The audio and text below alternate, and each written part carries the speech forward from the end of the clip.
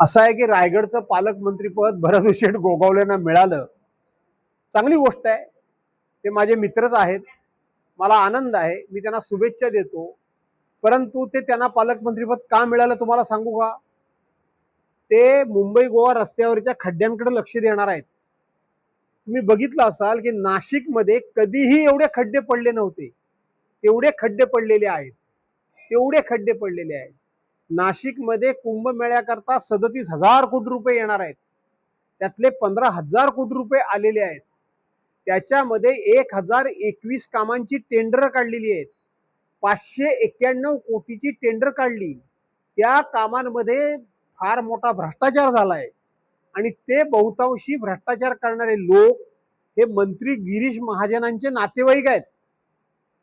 गिरीश महाजनांचे ते नातेवाईक आहेत आणि म्हणून गिरीश महाजनांच्या नातेवाईकांनी मोठा भ्रष्टाचार केला. संपूर्ण नाशिक खड्ड्यामध्ये घालण्याचं काम हे गिरीश महाजनांनी केलं. खूप मोठा भ्रष्टाचार करण्याचं काम हे ते कुंभमेळा मंत्री असल्यामुळे त्यांच्याकडून होतंय आणि म्हणून त्यांना प्रमोशन म्हणून त्यांना पुन्हा नाशिकचं पालकमंत्रीपद दिलं. मला असं वाटतं भरत गोगावलेंना सुद्धा अधिक खड्डे पाडण्याकरता म्हणून तो पालकमंत्रीपद दिला असावं.